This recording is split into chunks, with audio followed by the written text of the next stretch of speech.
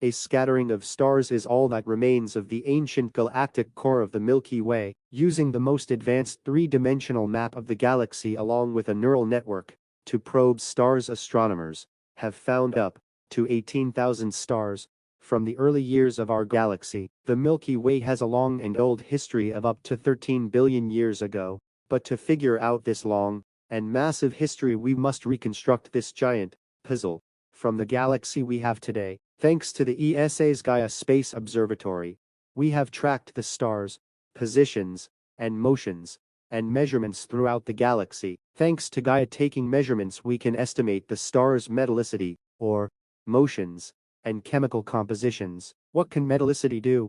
Metallicity can link stars together through similar composition.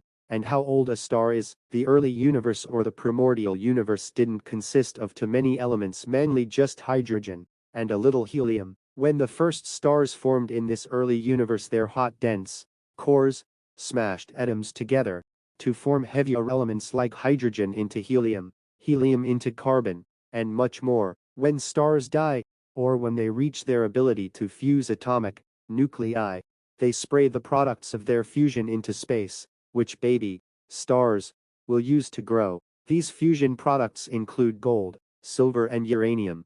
The later a star is formed, the higher metallicity it has, so it is younger. On the opposite side of that, the lowered metallicity, the older the star. Not all stellar orbits are the same. When a group of stars with similar metal content and orbital path, you can assume that they have been together for a really long time. Thanks to Rix and his colleagues using Gaia data to look at red giant stars within a few thousand light years of the Milky Way, they found 2 million stars, the light from which was analyzed by a neural network that could pinpoint metallicities. Rix's team found stars with similar ages, abundances, and orbits, which makes us conclude that they were present before the Milky Way was abundant with stars and puffed up by collisions with other galaxies about 11 million years ago. The oldest star in the Milky Way predates the first major collision with Gaia Enceladus.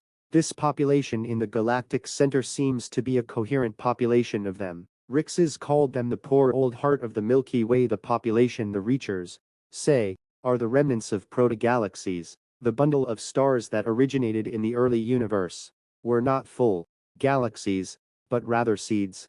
When the Milky Way was young, 3 or 4 seeds came together to form the core of our galaxy. The old heart stars were not formed in the proto-galaxies, but formed when the proto-galaxy stars died. Researchers found that the stars are more than 12.5 billion years old. The Reachers have a lot of questions they hope will be answered. The heart of the Milky Way could end up being extremely rich with answers about our galactic history. If you want more information, check out Science Alert to read more about it. This is where I got all my information. All credit goes to them and the person who wrote their article, Michelle Start.